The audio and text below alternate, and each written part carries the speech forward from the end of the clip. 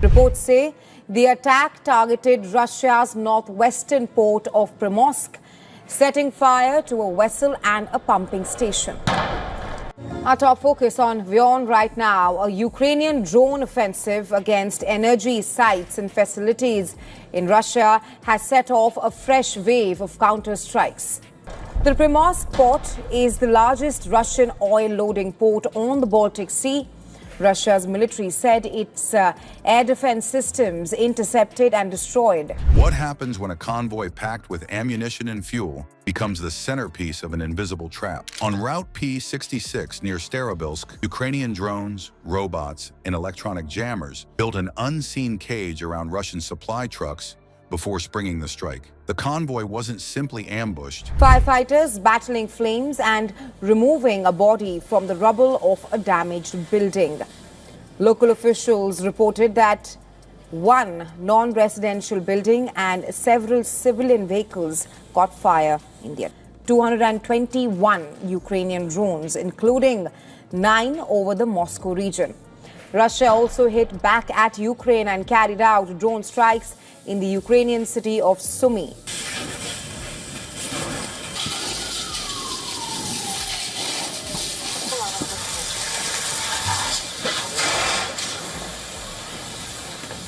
It was cut off from air support, blinded by jamming, and sealed in by robotic mine layers. Within minutes, steel turned into fire, and an artery of resupply collapsed into smoke. But how did Ukraine coordinate drones, armor, and air to snap this trap shut so quickly?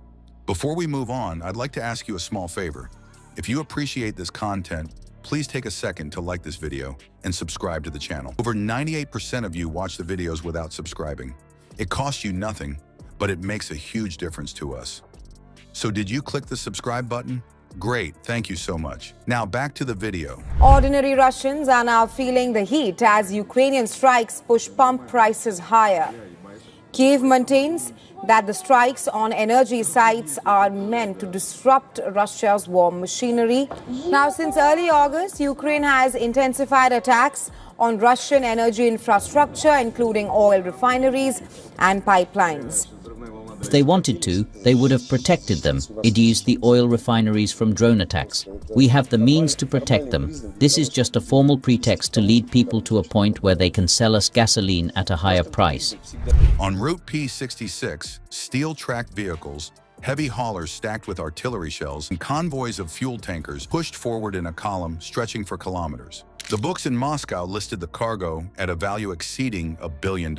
On paper, it looked like the artery that would feed the firepower of Russian guns on the Luhansk front for weeks. It appeared orderly, armored, and strong. But appearances would be tested under conditions the drivers could not see. Conditions that would turn the road into something more like a cage than a lifeline.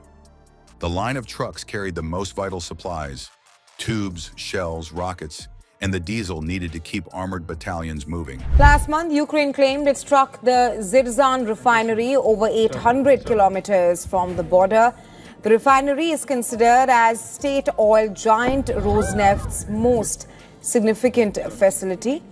For some reason, everything always goes up for us, but it never goes down. It would be great if they showed even a little that they are doing something better for the people. Moscow's battlefield model depended on overwhelming artillery fire, blanketing Ukrainian positions before armor or infantry moved in. Yet none of that firepower worked without fuel and ammunition, both stacked in the very trailers now crawling north. The convoy symbolized Russia's faith in rear dominance, the assumption that distance and guarded columns would protect the veins of its army. Crossing the monotone landscape of Luhansk, it looked like that assumption held true.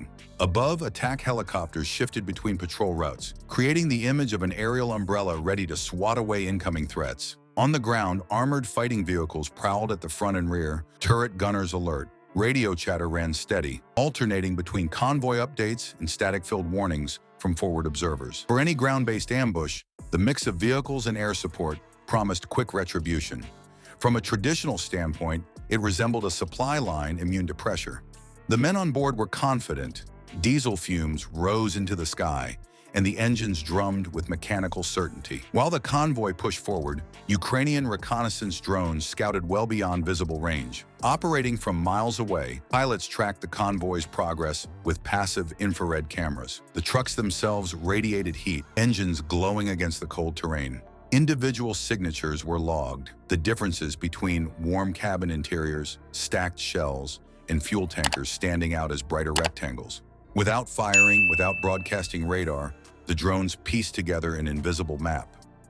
Every angle of the armored perimeter, every soft spot in the column, marked and logged with precision. It was a blueprint of vulnerability, invisible to men beneath the rotors of escort helicopters. As the picture of the convoy sharpened, robotic mine layers slipped quietly into the dirt veins of nearby roads. Designed to scatter explosives beneath soil or asphalt, they seeded the escape routes branching off P-66. To an observer in the convoy, each road out appeared clear. Tire ruts, frozen ground, same as any other sidetrack in the region. What was missing was visible threat. Yet beneath those surfaces, exits had already been sealed. If fuel trucks turned or armor moved to flank, the mines would detonate, trapping vehicles in lines of flame and steel. The cage closed one layer tighter without anyone noticing. At the same time, electronic warfare trucks came online with a single goal: suffocate communication. Russian radio channels, already buzzing with standard chatter, fell into distortion once the jammers opened. Commanders keyed radios and heard broken fragments.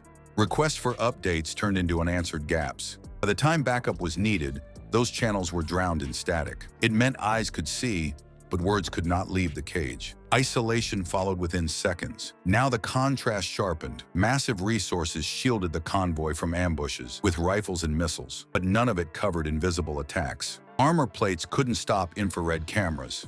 Helicopters could not spot underground mines seeded hours earlier. Radio nets and encrypted communication lines were worthless once jammed. The convoy was not fighting tanks or infantry. It was being suffocated by layers of invisible tools working in sync. At 9:42 a.m., drones sent their final confirmation of movements and choke points. By 10 a.m., a wave of suicide drones closed on engines glowing against the road like beacons. Within 1 minute, 2 of them slammed into tankers, setting off chains of blasts. Flames leapt down the convoy like a corridor igniting, black smoke folding into the sky. Drivers scrambled from cabs only to find flanking routes mined and radios lifeless. The loss was not measured in vehicles alone. With one strike, an artery of resupply collapsed, and Russia's rear plans faltered. This marked more than a single battle. It revealed how Ukraine could project attacks deep into supply lines, expanding each strike footprint until no convoy route remained secure. The destruction on Route P-66 showed more than the wreckage of trucks. It revealed that even billion-dollar convoys can vanish when drones, mines, and jammers operate in unison. Traditional supply lines no longer hold when every piece of the battlefield is vulnerable to layered pressure. So the question becomes clear. If Ukraine can blind, block, and burn a convoy this deep into Luhansk, what rear zone can Moscow call safe anymore? Tell me in the comments. Do you think the future of warfare belongs less to tanks and jets and more to drones, robots, and invisible battlefields?